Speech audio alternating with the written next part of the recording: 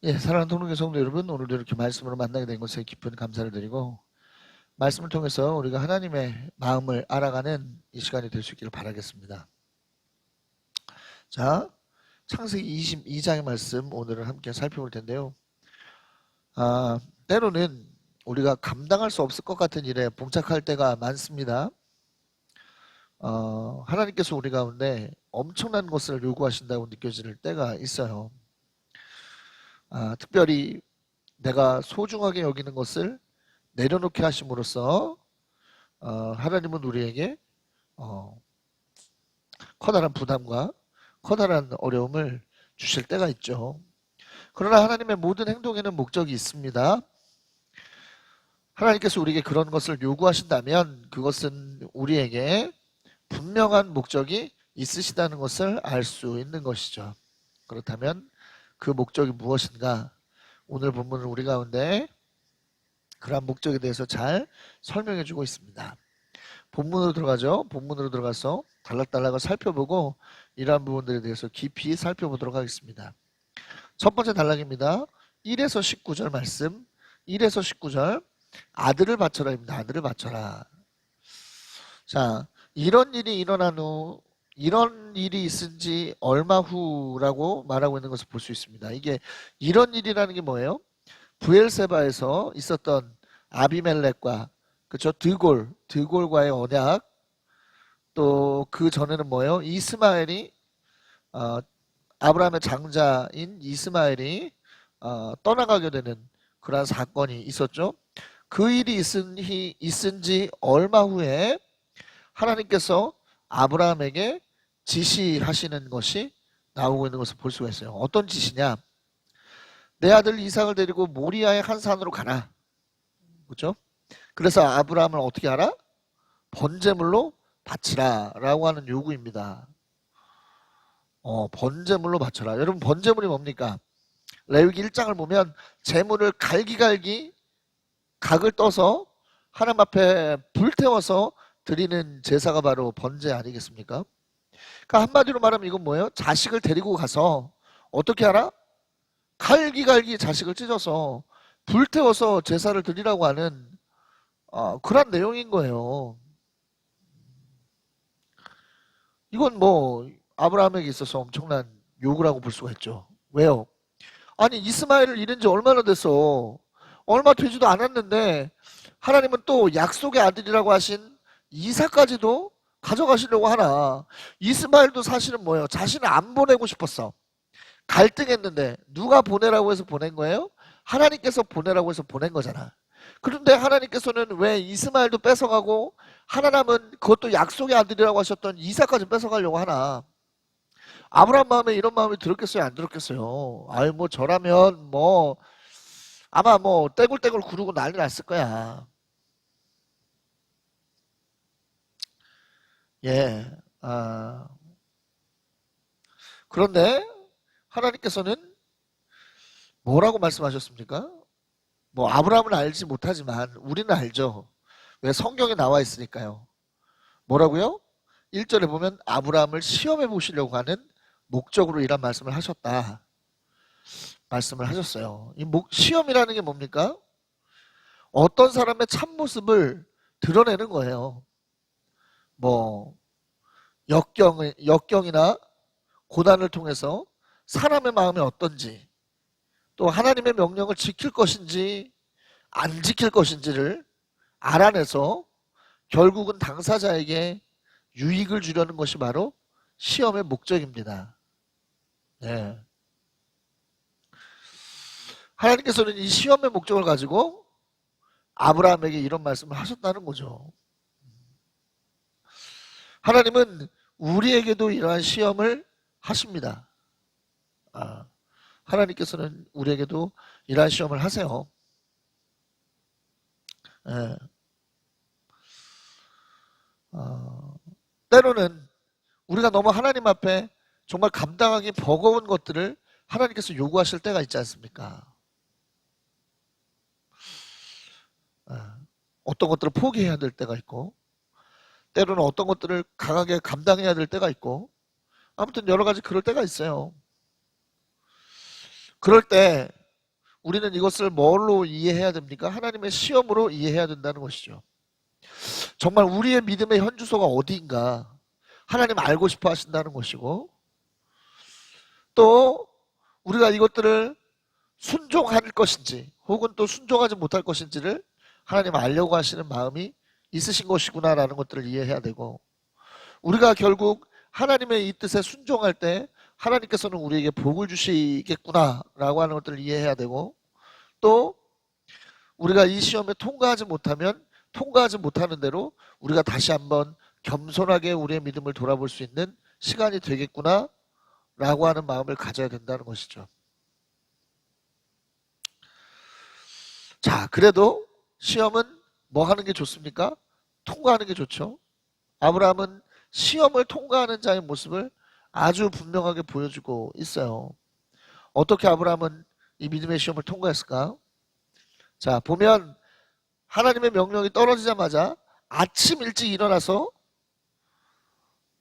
나귀의 등에 안장을 싣죠. 그리고 번제에 쓸 장작을 쪼개고 길을 떠납니다.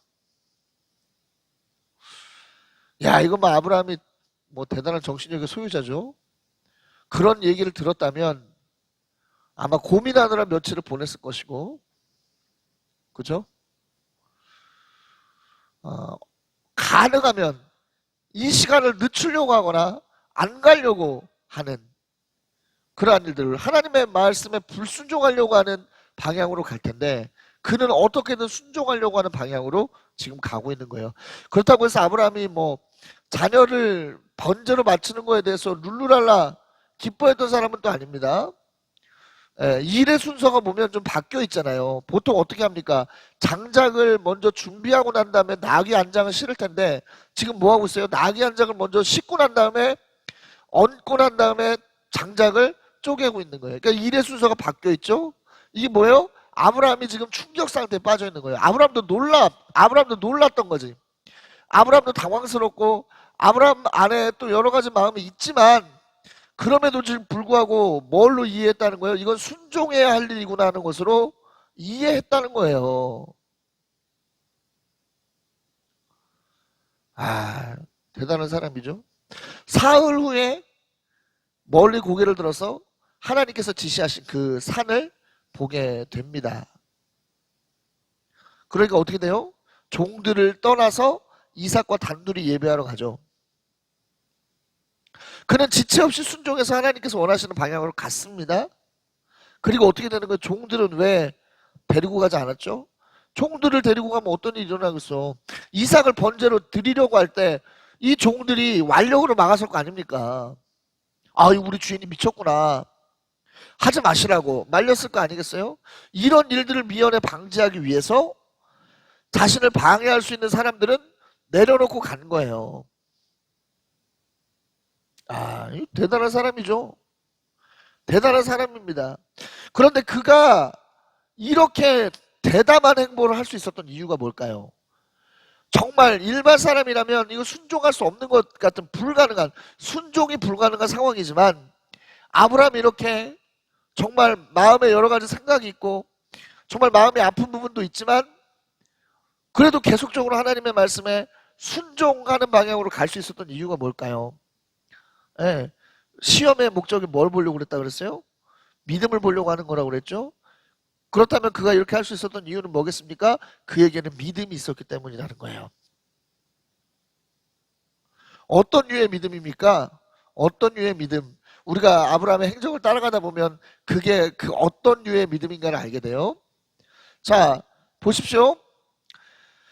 종들을 여기다 놓고 가면서 종들에게 뭐라고 그래요? 우리가 너희에게 돌아올 것이다 말합니다. 우리가 너희에게 돌아올 것이다. 너희에게로 함께 돌아올 터이니, 5절에서 말하고 있죠. 너희에게로 함께 돌아올 터이니. 자, 지금 아브라함은 이삭을 번제를 드리러 올라가는 거지 않습니까? 그러면 혼자 내려와야 된다라고 하는 표현을 쓰지만, 아브라함은 어떤 표현을 쓰고 있어요? 함께라고 하는 표현을 쓰고 있어요. 올라가는 것도 이삭과 함께지만 내려오는 것도 이삭과 함께일 것이다라고 하는 마음이 있었다는 것이죠. 이것은 그의 단순한 소망이 아니에요. 단순한 기대가 아닙니다. 이게 다 내려보면 계속적으로 살펴보면 알 수가 있어요. 자, 올라가면서도 산을 올라가면서도 마찬가지죠. 번제했을 장작을 아들에게 지우고 자신은 불과 칼을 챙긴 다음에 올라가는데 아들이 묻습니다. 이거 되게 이상하죠. 아들 입장에서도. 아버지, 재물이 어딨나요? 묻습니다. 이삭의 입장에서 보면 할 수 있는 순수한 질문이죠. 왜? 제사 지내러 올라가는데 장작은 있는데 불은 있는데 칼은 있는데 정작 중요한 재물이 없어. 물어볼 수 있죠. 아브라함의 마음은 이 질문에서 얼마나 찢어졌겠습니까? 그런데 그때 아브라함의 대답이 예술이에요. 어떤 대답을 하죠? 얘야, 재물은 하나님께서 손수 마련해 주실 것이다 말하고 있어요. 아브라함의 믿음이 좀 더 구체화되죠? 그러니까 아브라함이 왜 함께 돌아올 것이다라고 이야기할 수 있었던 것이죠? 하나님께서 반드시 산으로 올라가면 하나님께서 직접 준비하신 재물이 있을 것이다 생각했다는 거예요.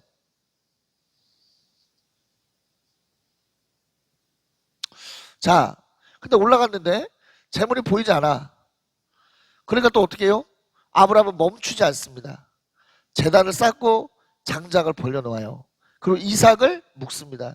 뭐 이런 얘기가 있어요. 노인 아브라함 하나 이길 수 있었다. 이삭이 그렇게 순종했다. 그래서 이삭의 순종에 대해서 주목하는 부분들도 있는데 물론 그렇게 볼 수도 있습니다만 그러나 이삭의 나이가 그때 10대 초반 중반에 불과했고 그래도 아브라함은 충분히 기력이 있었던 왜냐하면 아브라함이 120세를 넘게 살았던 사람이기 때문에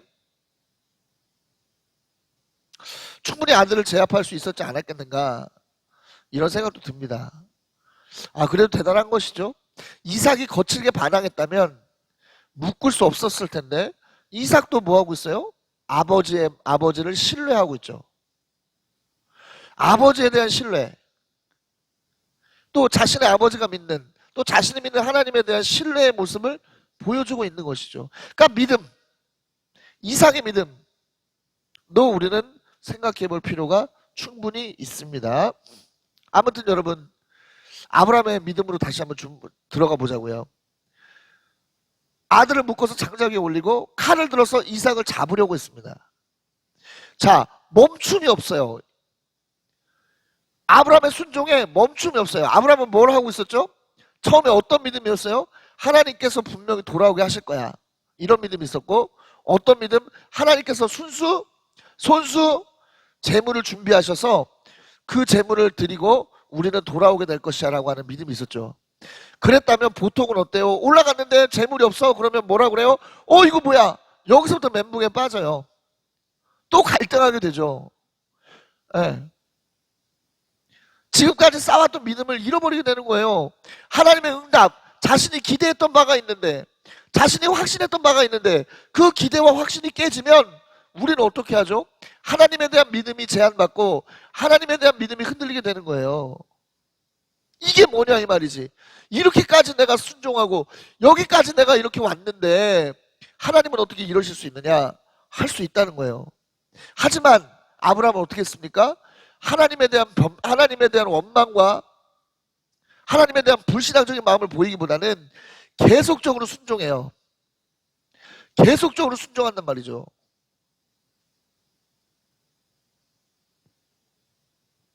어떤 마음으로 순종을 했을까요? 히브리서 말씀에 나와요. 히브리서 말씀에. 자, 히브리서 11장 17절에서 19절을 보면 이렇게 말씀하고 있는 것을 볼 수가 있습니다. 예. 어떻게 기록되어 있냐면 아브라함은 시험을 받을 때에 믿음으로 이삭을 바쳤습니다. 더구나 약속을 받은 그가 그의 외아들을 기꺼이 바치려 했던 것입니다. 일찍이 하나님께서 아브라함에게 말씀하시기를 이삭에게 내 자손이라 불릴 자손이 태어날 것이다 하셨습니다. 하나님께서는 이삭을 죽은 사람들 가운데서도 되살리실 수 있다고 아브라함은 생각했던 것입니다. 그러므로 비유하자면 아브라함은 이삭을 죽은 사람들 가운데서 되받은 것입니다. 아멘. 무슨 말씀인지 알겠어요? 자, 없네? 당황하는 게 아니라 뭐예요? 아, 이것도 이유가 있다. 아, 이유가 있다. 내가 이삭을 제물로 바쳐도 하나님은 죽은 자 가운데서도 이삭을 살려서 나에게 돌려주실 것이다. 왜?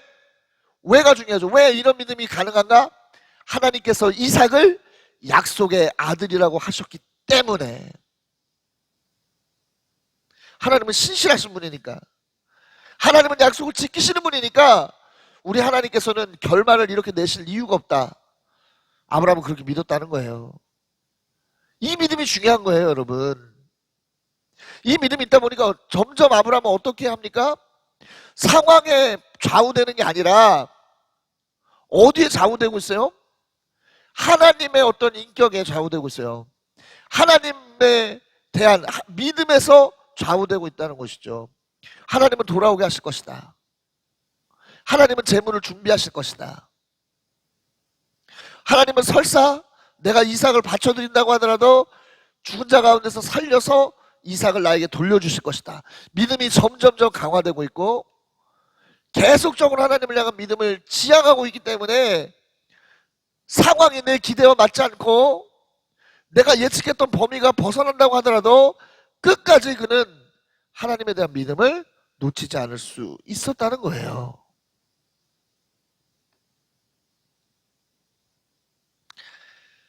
이러한 믿음이 있으니 시험을 통과할 수밖에 없죠. 하나님께서 이제 개입하십니다. 아브라함아, 그 아이에게 손대지 마라. 내가 너를 너의 아들 이 외아들까지도 아끼지 아니하니 하나님을 두려워하는 줄 내가 이제 알았다 말씀합니다. 아브라함은 거침없이 행동해요. 하나님께서 그만하라고 하실 때까지, 하나님께서 이만하면 됐다 하실 때까지 순종하더라. 믿음의 사람의 기본이에요.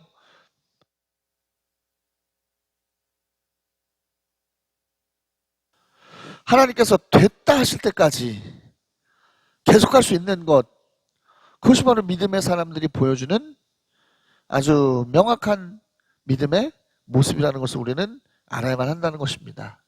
우리의 생각에 이 정도면 됐지, 이만하면 됐지 하는 것이 아니라 하나님께서 바라시는 데까지 나아가는 것, 그것이 바로 믿음의 모습이라는 것을 여러분 기억하시기 바라겠습니다. 아브라함의 믿음은 행함으로 확인이 됐어요.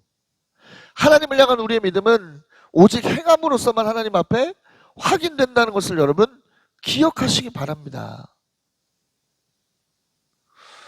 그저 우리의 말이 우리의 믿음을 보증해 주지는 않습니다. 하나님 앞에 그에 합당한 삶의 모습을 드릴 때 하나님은 그 모습을 보시고 아, 넌 믿음이 있구나 하신다는 거예요. 승리하는 우리가 되시기를 바라겠습니다. 자, 아브라함이 고개를 드니까 숲을 속에서 순양 한 마리를 발견합니다. 이삭을 제물로 바쳤어요. 이삭 대신에 그 순양을 제물로 바쳤습니다. 여호와 이레, 그래서 주님의 산에서 준비될 것이다 말씀하고 있다는 것이죠. 재밌죠? 그의 믿음대로 됐어요. 그의 믿음대로 됐어요. 이삭에게 뭐라고 그랬습니까? 산에 올라가면 하나님이 제물을 준비해 놓으셨을 것이다. 종들에게 뭐라고 했습니까? 함께 갈 것이다. 아, 그의 믿음대로 됐어요. 그의 믿음대로. 아, 놀라운 일입니다, 정말. 하나님 우리의 믿음대로 이루시는 분이에요. 그런데 아브라함의 믿음이 정말로 이루어지는 믿음일 수 있었던 것은, 열매 맺는 믿음일 수 있었던 것은 뭐다? 온전히 그가 하나님을 신뢰하고 하나님께 온전히, 하나님의 어떤 속성을 온전히 이해하는 차원에서 가졌던 믿음이기 때문에 이러한 일들이 가능했다는 것을 기억하십시오. 여러분, 하나님의 시험은 반드시 피할 길이 있다고 고린도전서 10장 13절은 이야기합니다. 왜요? 하나님의 시험의 목적이 말 그대로 테스트에 있기 때문에 그렇습니다. 그렇기 때문에 우리는 어떤 사람이 돼야 되는 거예요? 끝까지 믿음을 지키는 사람이 돼야 됩니다. 어떠한 상황 속에서도. 하나님께서 예비하신 은혜를 일하는 날 온전히 경험할 수 있게 되는 여러분들 되시길 그리스도 이름으로 강력히 축원합니다. 자, 두 번째 하나님의 음성이 들립니다. 복을 주시죠. 아들까지도 아끼지 아니하였으니 큰 복을 준다. 자손이 불어나고 너의 자손이 원수의 성을 차지하고 모든 민족이 내 자손의 덕을 입어 복을 받게 될 것이다 라고 하는 음성이 들립니다. 이러한 믿음의 대가는 하나님의 복입니다. 하나님의 복이 뭐예요? 근데 지금까지 주셨던 약속이 더욱더 견고해지는 그러한 복이죠. 이러한 복과 은혜를 경험하신 여러분들 되시기를 바랍니다. 예, 믿음의 시험은 우리에게도 있어요. 우리는 시험을 이기고 축복을 소유하는 사람들이 돼야 됩니다. 또 이건 여담입니다만 아시죠? 모리아의 한 산이 나중에 뭐가 되는지? 이 자리에 하나님의 성전이 세워지죠. 역대하 3장 15절 보면 이 자리에 하나님의 성전이 세워집니다. 하나님 앞에 큰 믿음을 드렸던 이 자리가 교회가 세워지는 자리가 되었다. 성전이 세워지는 자리가 되었다. 하나님을 예배하는 자리가 되었다. 우리가 하나님 앞에 온전한 믿음을 보여드리는 그 자리가 하나님을 온전히 예배하고 하나님께서 특별히 구분하신 그런 자리가 되는 은혜가 더불어 있게 될 수 있게 되기를 그리스도 이름으로 강력히 축원합니다. 마지막 단락입니다. 20에서 24절 나홀의 자손인데요. 아브라함이 나홀의 자손, 동생이죠. 아브라함의 동생에게 자손이 태어났다는 소식을 들었다라는 것이고 총 12형제가 태어났고 뭐 이런 이야기들을 하고 있어요. 근데 중요한 것은 뭡니까? 리브가라고 하는 이름에 우리는 주목해 볼 필요가 있죠. 리브가. 왜요?